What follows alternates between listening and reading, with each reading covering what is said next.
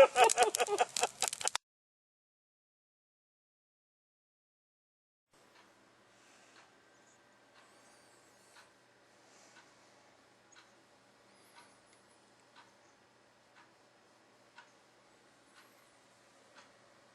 everybody, Smoot here.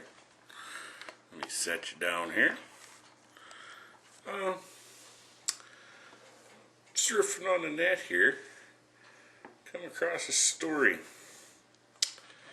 I'm going to share it with you. Kind of disturbing story, but story nonetheless. This is confirmed true, so I don't know, you can believe this or not, but this is a story that's actually on the net. One morning a doctor was called into an emergency room by the head ER nurse.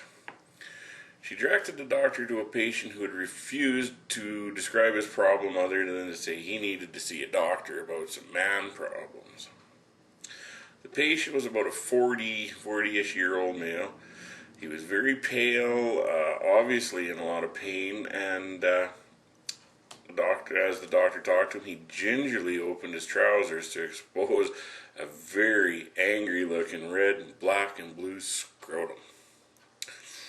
Yuck, this isn't going to be good already, I can feel it. After the doctor asked the nurse to leave, the patient permitted him to remove his trouser shorts and 2 or 3 yards of foul-smelling stained gauze. It was wrapped around his scrotum, apparently. The scrotum was swollen to about twice the size of a grapefruit and extremely tender. A jagged, zigzag-looking laceration oozing pus and blood extended down the left side of the scrotum.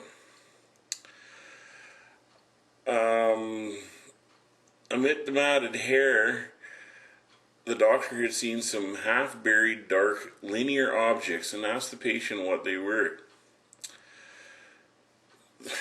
This is where it gets fucked up.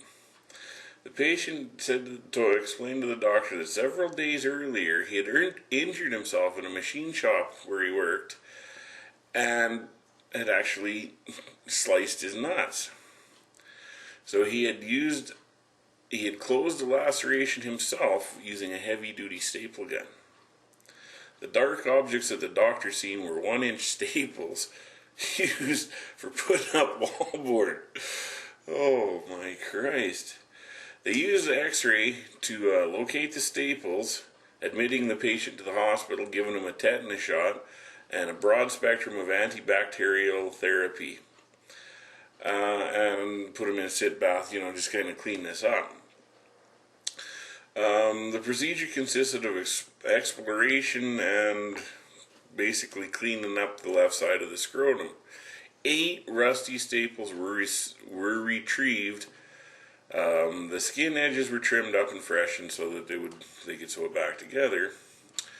Upon observation, the doctor noted that the left testy wasn't there. It was gone.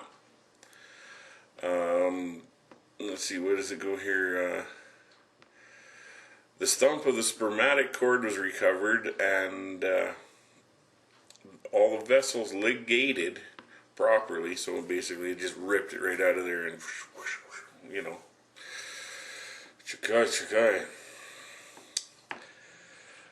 So anyways, they, where is it here? Through and through, they put a drain in and sutured it loosely, and it was starting to heal up. Convalescence was uneventful, and before his release from the hospital less than a week later, the patient finally confided the story to his doctor. Okay, this is where it gets really good. Apparently this guy was an unmarried loner. He didn't usually leave the machine shop at lunchtime with his co-workers, so he was there by himself.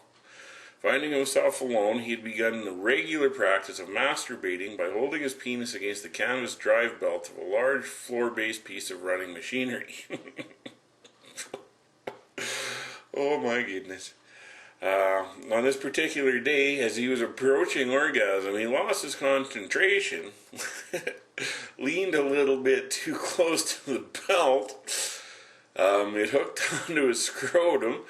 between a pulley and a drive belt. He was thrown into the air and landed a few feet away, unaware that he lost his left testicle, and perhaps too stunned to feel much pain, he stapled the wound closed and went back to work.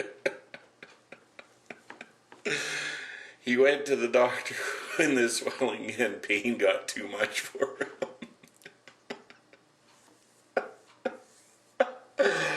Oh my good Lord, can you imagine that? Oh, I got pain just even thinking about that one. But it's a medical story. Oh man, I think I'd be a little more careful with my knackers when I was doing one of them, if you know what I mean.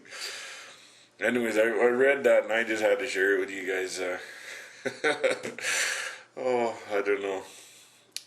The things people will do. Anyways, smooth out.